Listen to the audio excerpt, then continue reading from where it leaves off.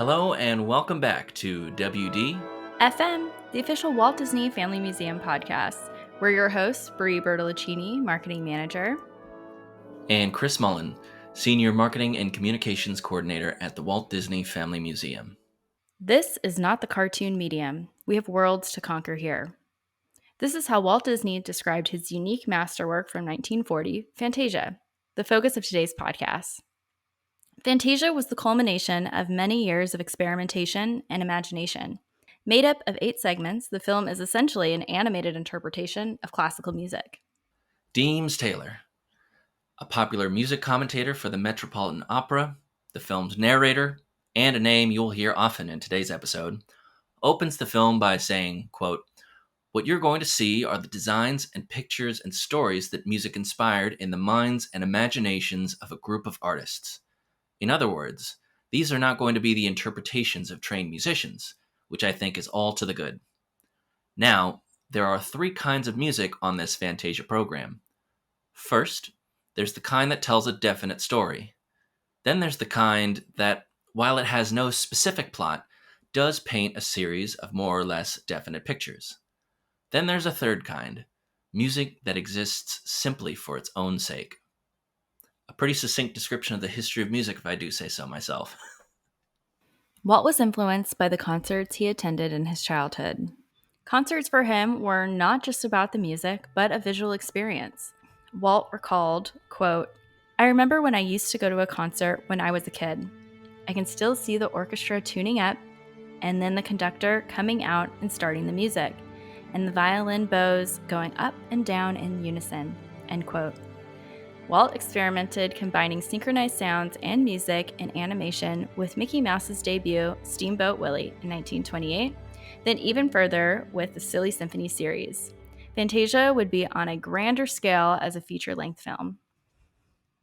Walt famously remarked about his namesake studios that, quote, "It all started with a mouse," and Fantasia was no exception. While Donald Duck, Goofy, and Pluto became incredibly popular characters in the Disney stable during the 1930s, Walt was concerned about the career of Mickey Mouse. Mickey was a household name, and Walt wanted to give the right starring role to the character he gave his own voice. In 1937, Walt decided to star Mickey Mouse in a cartoon presentation of The Sorcerer's Apprentice, a poem by Johann Wolfgang von Goethe written in 1797. This adaptation had been interpreted by a concert piece of the same name by French composer Paul Dukas, completed in 1897. Mickey was cast as the apprentice who misuses the sorcerer's magic and causes a disaster. The Sorcerer's Apprentice was intended to be performed as a pantomime to Dukas's music. An impromptu dinner at Chasen's restaurant in Hollywood led to Walt pitching the idea to Philadelphia orchestra conductor Leopold Stokowski, who agreed to conduct the piece for the cartoon short film. As the project developed, Stokowski suggested either creating a new main character or using Dopey from Snow White and the Seven Dwarfs instead of Mickey. However, Walt was determined that Mickey's universal appeal made him the right choice for the character. Walt called upon, quote, Mickey expert Fred Moore to redesign Mickey to allow for a greater degree of expression and realism. His eyes now featured pupils instead of the previous black ovals. Moore served as the sequence supervising animator, not doing any of the animation of Mickey, but making sure Mickey was as appealing as possible, which I think they succeeded in. Absolutely. And if anybody listening visited our special exhibition a couple exhibitions ago, Mickey Mouse from Walt to the World, you may be familiar with just how much Mickey's design changed for The Sorcerer's Apprentice. As costs for The Sorcerer's Apprentice rose, Stokowski suggested other musical works that could be interpreted by animation. Walt listened to the recordings and his imagination took off. He announced that The Sorcerer's Apprentice wouldn't be a standalone short as previously planned, but would be part of a larger, full-length film given the working title of The Concert Feature. Walt said, quote, "For my medium, it opens up unlimited possibilities. Music has always played a very important part since sound came into cartoons. Now the full expression that comes from the new Fantasound opens a whole new world for us. The music inspired the pictures." In most cases, the music for the concert feature was selected first, and then the animation inspired by the piece would come afterward. The one exception was for Rite of Spring, when Walt wanted to include the depiction of the creation and evolution of Earth. Walt called upon animator Dick Huemer to find a piece of music that could best represent the story. Huemer suggested Creation, composed by Joseph Haydn. Stokowski countered with the ballet score Les Sacres du Printemps, otherwise known as The Rite of Spring, by Igor Stravinsky. In Stokowski's view, quote, Stravinsky had depicted the primitive people of the Russian steppes with weird dissonances. The music could easily portray the Earth's paroxysms during its birth and early history, end quote. The Rite of Spring was the only segment in Fantasia to be written by a composer who was still living. Stravinsky gave permission for Disney to use the piece. Stravinsky visited the Walt Disney Studios with choreographer George Balanchine in December 1939. In Walt's account, the visit was pleasant. However, years after Fantasia was released, Stravinsky was critical about the animated and orchestral interpretations of his music in Fantasia. Walt hired Deems Taylor to advise on the film and later perform the narration. Taylor and Stokowski joined Walt and his story team to discuss the music for the film. When recording began at the Disney Studios, Walt was unsatisfied with the quality. The limitations of sound equipment at the time did not make the audience feel as if they were really hearing an orchestra perform. Walt assigned his sound department to develop a new system that would mimic a concert hall performance. The result was Fantasound, an early surround sound technology. Fantasound took lots of ingenuity and teamwork to pull off. To record the music, Bill Garrity, the technical mind behind perfecting Disney's multiplane camera, and his team brought literally tons of equipment to the Academy of Music in Philadelphia to capture the film's score, even using 9 microphones positioned in various locations around the Academy. 9 tracks were recorded all together, then mixed into 3 main tracks plus a special notched track. The notched track is key to Fantasound, as it allows the transfer of music to multiple speakers in a specific pattern. This recording was a key pioneer of the surround sound technology we know today. After the rest of the film's sound were recorded by Garrity and his team, it was passed off to music editor Louisa Field, the first female music editor in Hollywood history. It was her job to piece together all the recorded sounds into one cohesive track. All 3 aspects had to be synchronized with the film's complex visual scenes, dialogue, sound effects, and music. Due to the expense, Fantasound would only be installed in 14 theaters around the country, severely limiting the number of patrons who could experience the film the way Walt intended. Walt hoped to exhibit Fantasia in concert halls and inaugurate an entirely new form of entertainment. But because the film's initial failure at the box office, those hopes were scaled down. Here is Walt talking about Fantasound. Well, Fantasia came out. It was a new departure, and I wanted that as a special show, just like Cinerama plays today. That's the way I wanted Fantasia to play. I had Fantasia set for a widescreen. I had dimensional sound. Good God. I had the widescreen. You didn't open with dimensional sound? Open, that was my compromise. Finally, it moved in, costs, to build these projectors, do these things. To get that widescreen, I had the projector running sideways, the same as they finally doing in some of the stuff now. See, I had the double frame. But I didn't get to building my cameras or my projectors because the money problem came in, and I'd already recorded my music dimensional. I had full dimensional sound. And the compromise was that Funny went out standard with dimensional sound. I think if I'd have had the money, if I could have gone ahead, I'd have had a really sensational show at that time. Widescreen, dimensional sound, and everything. But it also had a stereoptic effect on it. No, I didn't have a stereoptic. I used my multiplane, yes.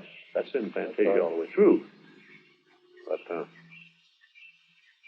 course, I think I should have had more of a balanced program. I think I did go a little heavy on the classic side. You see, if I'd have had more of a balanced program, it might have been more of a popular thing. But I still feel that if I'd have stayed the way we started out, we had successful engagements. New York, in Boston, in San Francisco, and in Los Angeles. It ran for a year in New York, a Broadway theater. It ran for 8 months at the Carthays Circle, made money. But it was too slow a process, so we were getting the pressure on us from the bankers and things. They wanted to put it out in the general release, and I said it was not made for that.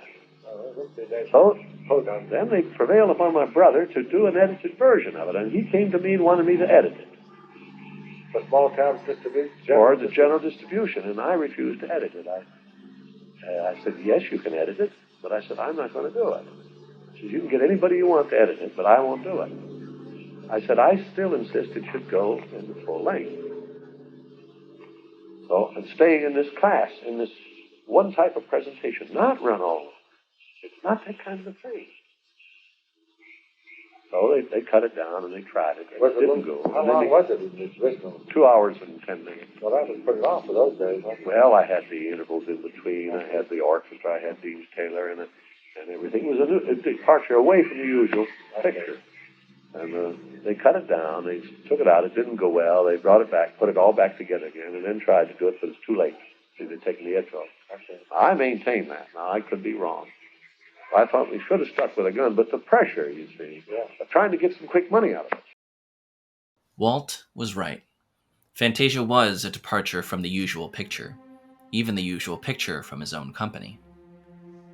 The grand scale of Fantasia inspired every department in the Walt Disney Studios to new heights. Along with character animation and effects animation in a wide range of styles, Fantasia made liberal use of photographic effects for such phenomena as erupting volcanoes and swirling snowflakes. An important artifact we have on display at the Walt Disney Family Museum that tells this story uniquely is the Schultheiss Notebook. Authored by engineer, photographer, and technician Herman Schultheiss, his notebook documented visual effects during his tenures at the Disney Studio from 1938 to 1941. He worked on Pinocchio, Fantasia, Dumbo, and Bambi. He kept a detailed journal about the studio's production on these films, focusing primarily on how the special effects were achieved. The notebook contains photographs, diagrams, and written descriptions demonstrating the experimental and collaborative nature of the studio during this period, when it arguably produced some of its most groundbreaking work. Not too long after his sudden and abrupt termination at the Walt Disney Studios in 1940, Schultheiss left the film business and disappeared into the jungles of Guatemala in 1955. The notebook was lost to history until 1990, when Disney art dealer Howard Lowry discovered the notebook in a chest of drawers at Schultheiss's former Los Angeles residence. As we go through each segment in Fantasia, we'll add in some of the techniques illustrated by Herman Schultheiss that were noted in his notebook. You can learn more about Herman Schultheiss in animation historian John Canemaker's book, The Lost Notebook, Herman Schultheiss and the Secrets of Walt Disney's Movie Magic, available in the museum store. Bree, why don't you kick off our discussion of the individual segments in Fantasia? And what better way to start is at the very beginning, starting with Toccata and Fugue in D minor. Deems Taylor presents the first segment by saying, quote, "Now the number that opens our Fantasia program, the Toccata and Fugue, is music of this third kind, what we call absolute music. Even the title has no meaning beyond a description of the form of the music. What you will see on the screen is a picture of the various abstract images that might pass through your mind if you sat in a concert hall listening to this music. So now we present the Toccata and Fugue in D minor by Johann Sebastian Bach, interpreted in pictures by Walt Disney and his associates, and in music by the Philadelphia Orchestra and its conductor, Leopold Stokowski."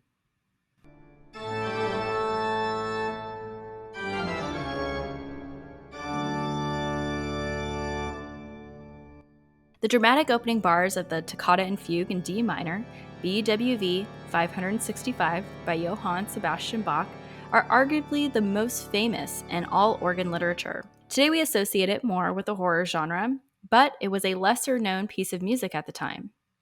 After discovering that Bach had often improvised his compositions when struck by inspiration, Walt decided that the corresponding animation should be free and interpretational in feel.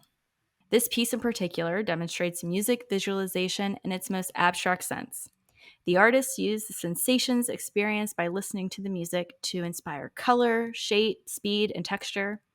The music was used foremost as a tool for creating animation.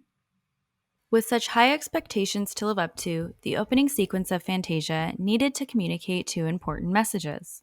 First, to make it clear that this film's central theme was music, and second, to set a tone that would be very different from Snow White and the Seven Dwarfs or Mickey Mouse short films.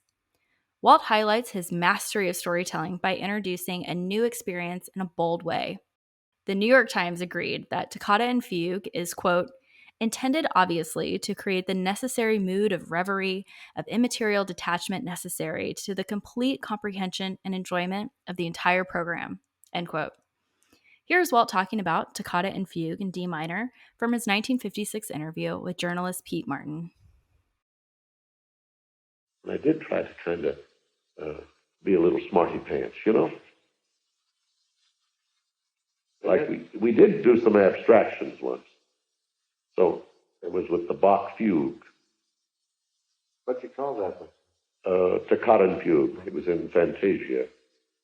Well, in analyzing it, it was all more or less abstract, even in a musical way. You see, it was a very free thing.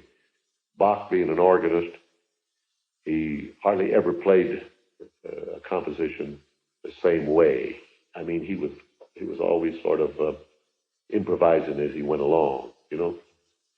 So I read all about Bach before I did it, and I found that he did that. I found he'd write compositions, and then someone would he'd play. He was a church organist, and somebody'd start to sing with him or to go with him. He'd go off on another tangent and leave him high and dry. He did that, really? And yeah, and what he was doing, he was just playing with music. He was just splashing it around as he played.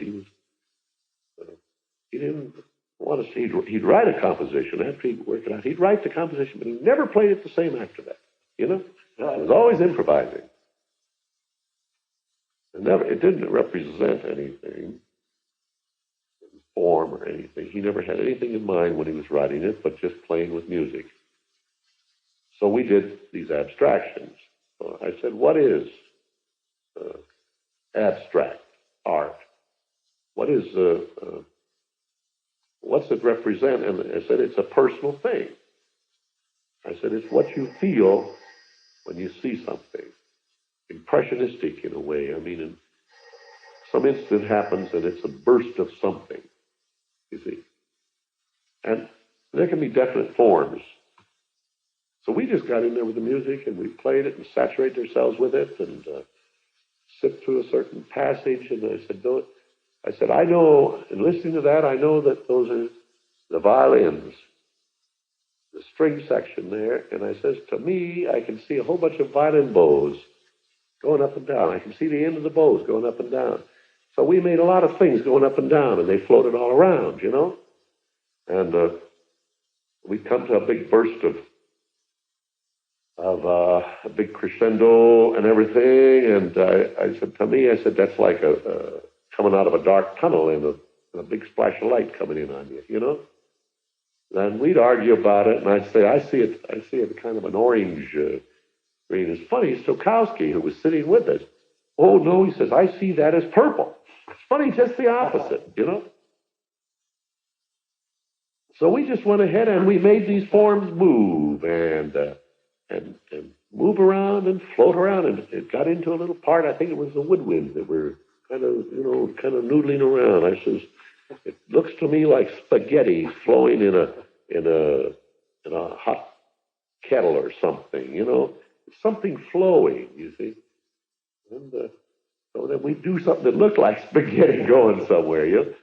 We had a lot of fun with that. And it's funny afterwards, it was just a very arbitrary thing on our part. A lot of people tried to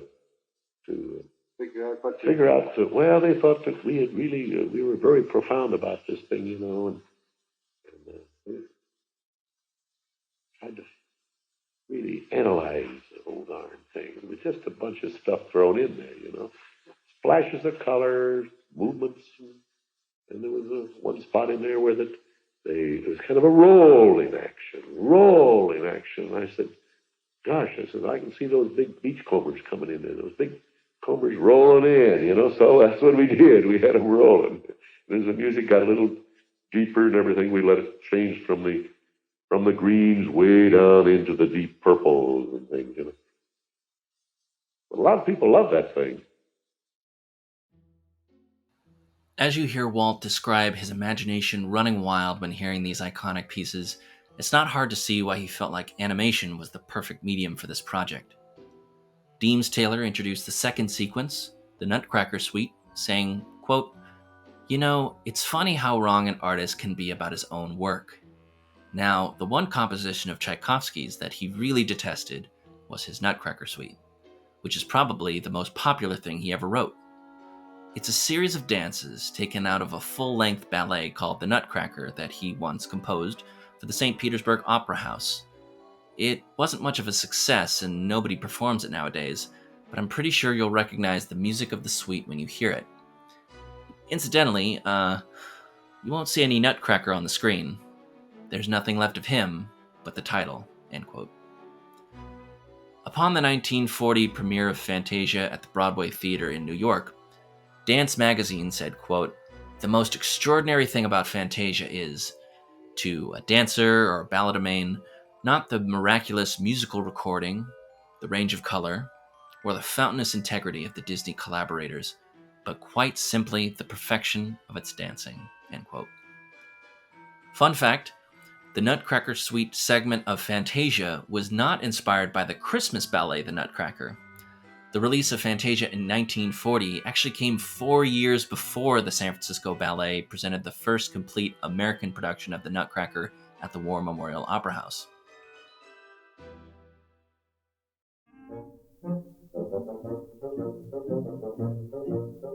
Deems Taylor introduced The Sorcerer's Apprentice, saying, quote, and now we're going to hear a piece of music that tells a very definite story.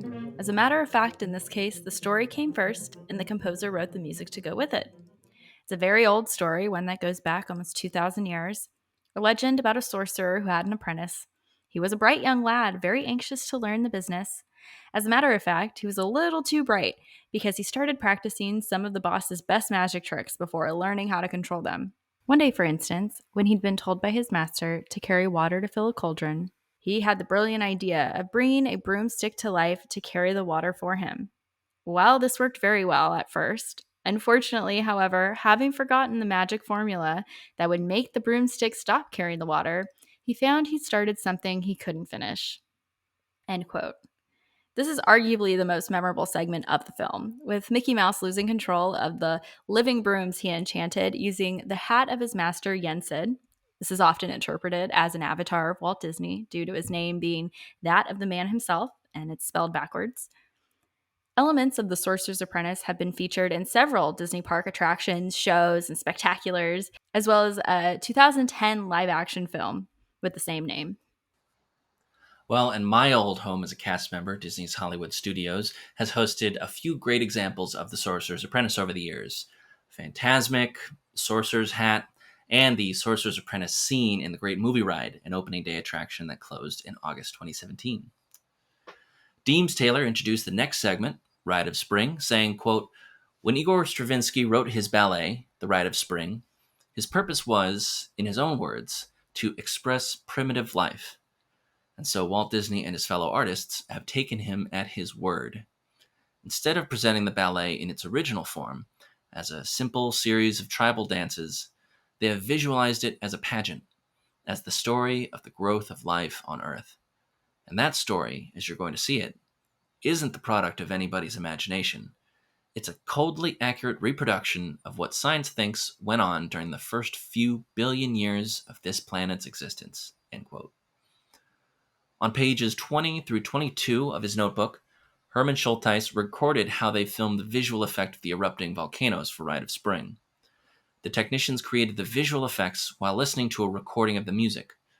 Numerous models were constructed with chicken wire and plaster to create the tops of the volcanoes. The lava flow scenes were created with pipes, funnels, and metal buckets. This system allowed the flow of different liquids through the volcano, creating the illusion of smoke and lava flow coming out of the volcano's crater. A model was turned upside down and filmed that way to get the effect of smoke rising. The final scene was produced by combining 5 volcanoes and some dramatic lighting.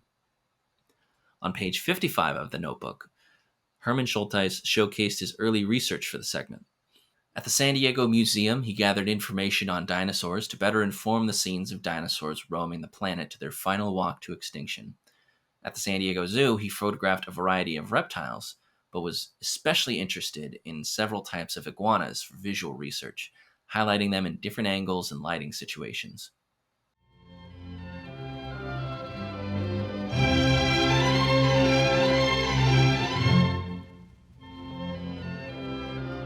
James Taylor introduced the Pastoral Symphony, saying, quote, "The symphony that Beethoven called the Pastoral, his sixth, is one of the few pieces of music he ever wrote that tells something like a definite story.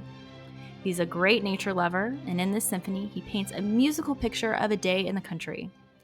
Now, of course, the country that Beethoven describes was the countryside, which he was familiar, but his music covers a much wider field than that. And so Walt Disney has given the Pastoral Symphony a mythical setting, and that setting is of Mount Olympus, the abode of the gods, end quote. Swiss-born Disney concept artist Albert Herder's extensive knowledge of classical art proved invaluable to the art direction of Snow White and the Seven Dwarfs and Pinocchio. He sought inspiration for Fantasia's pastoral in paintings of mythological subjects by the symbolist Arnold Böcklin and Art Nouveau painter Franz von Stuck. Direct adaptations of their imagery can be seen in certain character model sheets drawn by Herder. He also found the brilliant fantasy drawings of anthropomorphized animals by the marvelous imaginative illustrator and painter Heinrich Kley very useful. Adaptations of his expressive line drawings found their way into 2 other Fantasia sequences: the emoting balletic elephants, hippos, and alligators in the Dance of the Hours sequence, and a terrifying gigantic devil in the Night on Bald Mountain. Early model sheets of pastoral centaurs by Herder and character model artist Martin Provenson retain the robust sensuality of the inspirational art of Kley, Böcklin, and Stuck.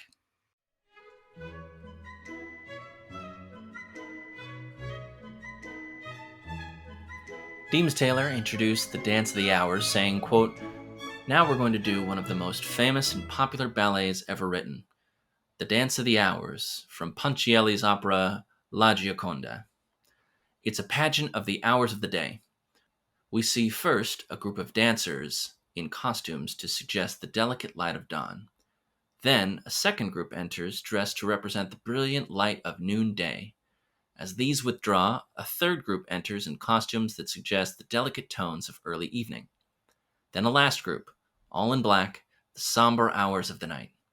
Suddenly, the orchestra bursts into a brilliant finale in which the hours of darkness are overcome by the hours of light. All this takes place in the Great Hall, with its garden beyond, of the palace of Duke Alvise, a Venetian nobleman." End quote. For the Dance of the Hours, Walt originated the idea of animals dancing a flawless ballet set to Punchinelli's musical piece of the same name, with a series of gags near the end of the performance. The Schultheis notebook details the remarkable lengths taken by the animators to create a realistic and serious ballet like Walt intended.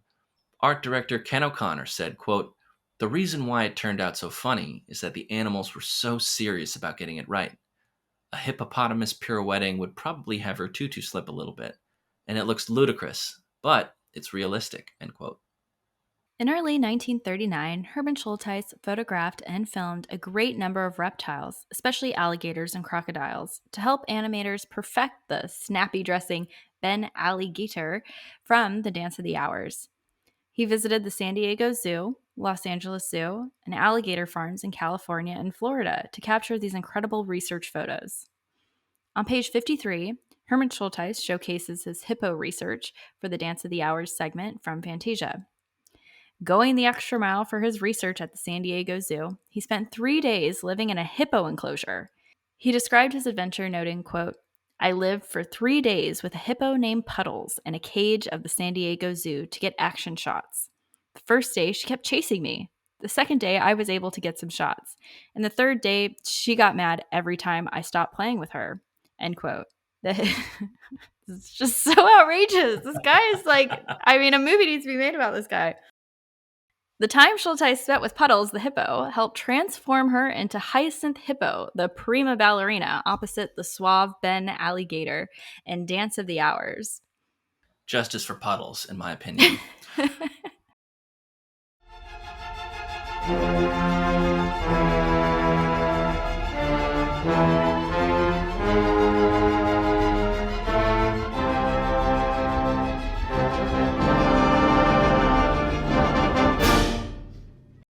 Deems Taylor closes out Fantasia by saying, quote, "The last number on our Fantasia program is a combination of two pieces of music so utterly different in construction and mood that they set each other off perfectly. The first is A Night on Bald Mountain by one of Russia's greatest composers, Modest Mussorgsky. The second is Franz Schubert's world-famous Ave Maria. Musically and dramatically, we have here a picture of the struggle between the profane and the sacred. Bald Mountain, according to tradition, is the gathering place of Satan and his followers. Here on Walpurgisnacht, which is the equivalent of our own Halloween, the creatures of evil gather to worship their master. Under his spell, they dance furiously until the coming of dawn, and the sounds of church bells send the infernal army slinking back into their abodes of darkness. Then we hear the Ave Maria, with its message of the triumph of hope and life over the powers of despair and death." End quote. Concept art is typically created early on in a film's production to capture the look and feel of a scene, which artists can then reference and work from further down the pipeline. There were many concept artists working on Fantasia, like Kay Nielsen, who helped come up with concepts for Night on Bald Mountain and Ave Maria. The Ave Maria sequence is a triumphant contrast that follows Night on Bald Mountain and the demon Chernobog's defeat by the dawn. Nielsen had an idea to help the final sequence stand out. He asked his animators to turn their world inside out. Instead of focusing on foreground characters, the characters would become part of the background as they walk from the woods into the light. The slow pace of the character's movement was also a challenge for animators, since the more slowly a character moves, the more precisely the drawings need to be created. One animator remembered, quote, "The difference in the width of pencil lines was more than enough to cause jitters." End quote. Jitters, also called strobing, occurs when an animated movement is not fused correctly but appears to jump slightly. Ultimately, the animators were able to create a seamless cascade of beautiful blue scenes as the pilgrims make their way into the morning.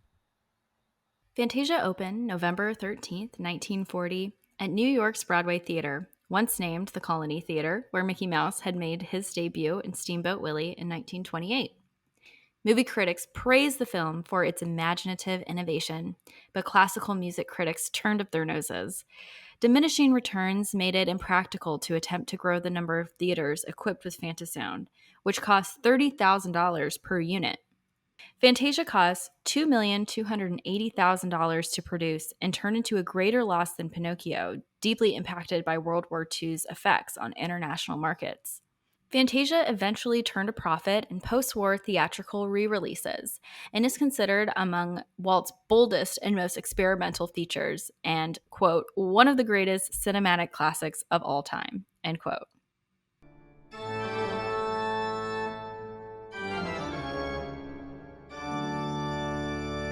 And now for some fun and fancy facts.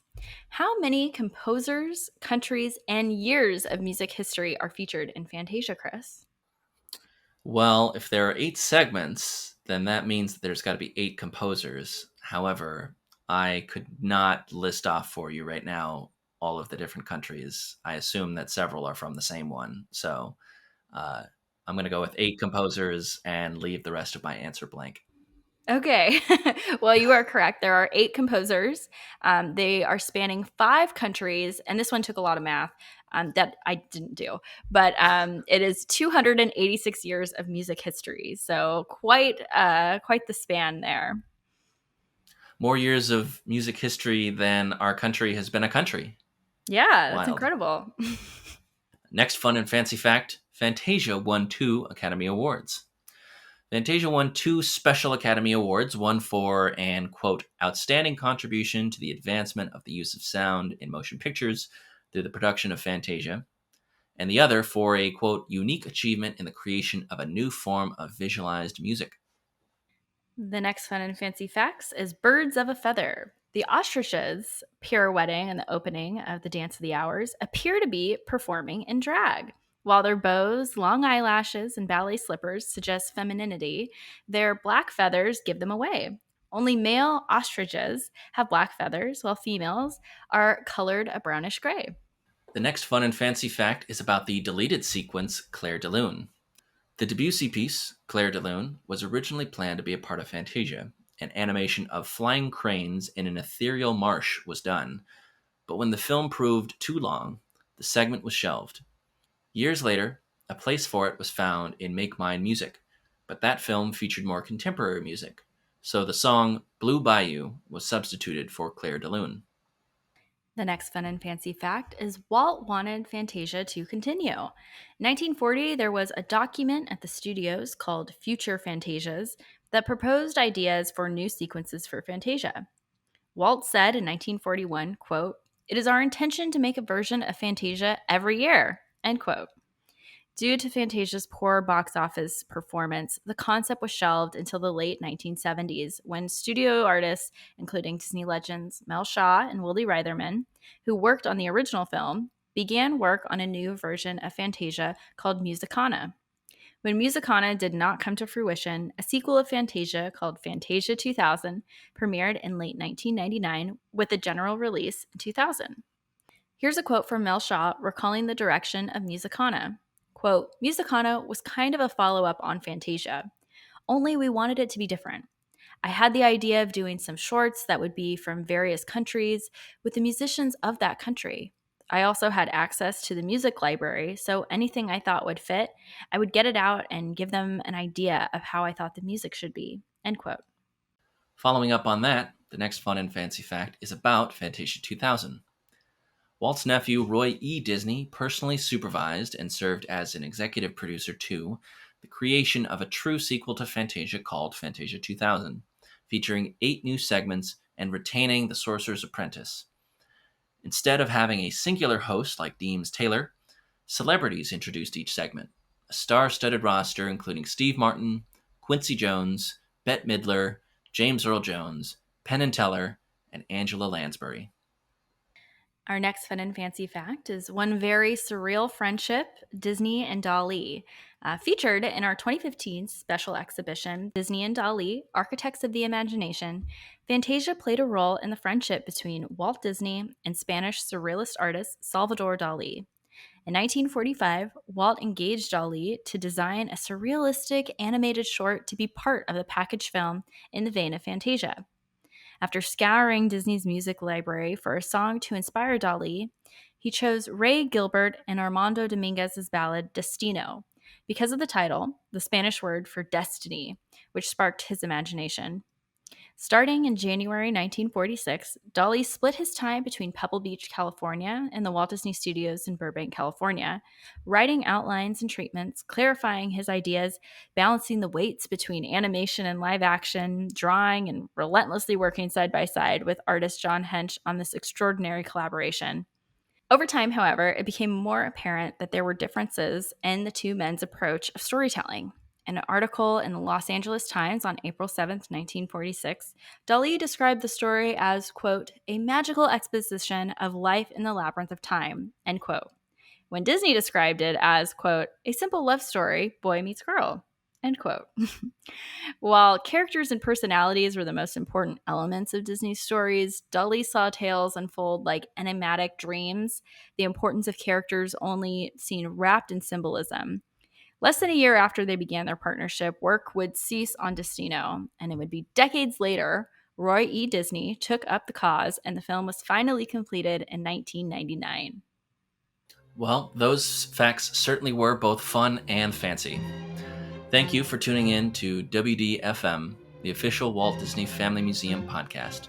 Subscribe wherever you get your podcasts. Email us questions or comments at podcast@wdfmuseum.org. Follow us on Facebook, Instagram, Twitter, and YouTube at WDF Museum for all the latest updates. Remember to believe in yourself, because maybe the worst work that you think that you do in your life might end up being the Nutcracker Suite. For Bree and myself, we promise we won't take too long to make our next episode, and keep moving forward. Bye.